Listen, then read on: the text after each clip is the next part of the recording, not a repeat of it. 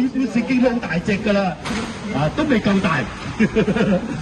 我而家咧將聖經裏邊就係按照呢啲嘅字出翻嚟，你讀俾大家聽。約翰福音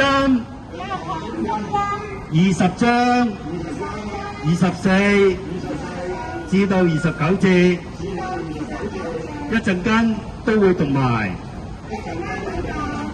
約翰福音16章33節。好啦，嗱，大家會邀請大家讀喎，知唔知啊？真係讀喎，你冇張紙都要學習讀喎，得唔得？係啦。那12個門徒中，有稱為底土馬的多馬。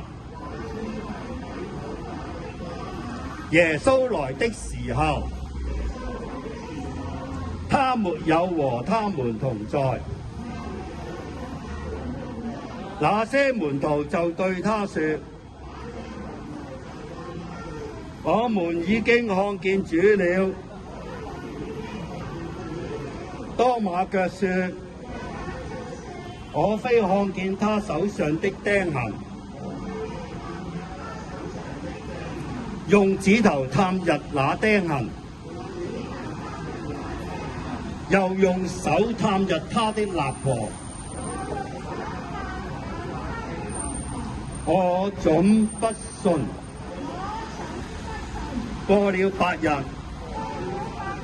門徒又在屋裏，多馬也和他們同在，門都關了。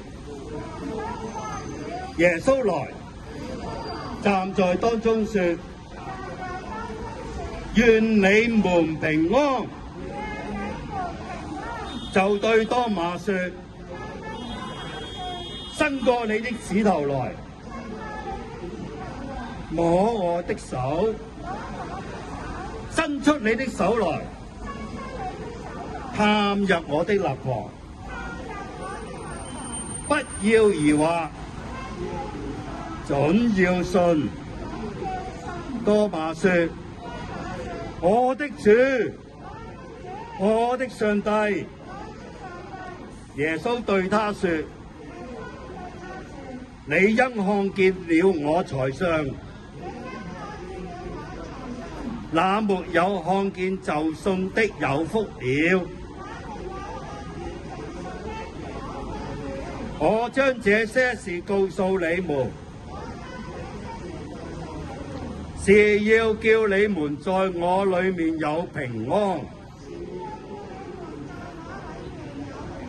在世上，你們有苦難，但你們可以放心，我已經勝了世界。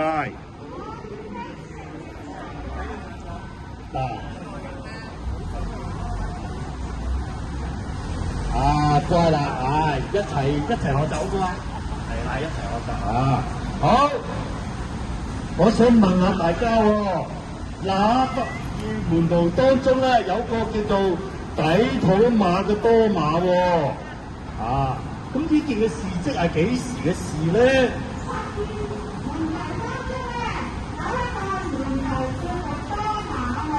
係啦，究竟發生咗咩時間嘅咧？原來主復活嗰日啊！主耶穌復活嗰日好多嘢發生啊！多馬呢件事件，12門徒呢件事件係喺晚上㗎，喺日頭做乜嘢？清晨嘅時候，耶穌基督復活啦，石頭滾開咗啦，嗰啲裹屍布捲住㗎。墳墓係空㗎，就當時咧，抹大拉的瑪利亞同埋幾個婦女，都見證到真係空墳嚟㗎。而家耶穌真係向佢哋顯現，唔單止講喺過程裏邊有彼得啊，耶穌都向彼得顯現，唔單止咁啊，耶穌都向佢好多嘅門徒顯現啊。除咗12門徒之外，上個禮拜有2個門徒知道耶穌被釘十字架，好灰心，好難過。喺密爾馬午斯嘅路上，耶穌向佢哋顯現，雖然佢哋唔認得，但係向佢哋解釋聖經，讓佢哋心裏火會熱出嚟，同佢哋一齊係有個嘅聖餐。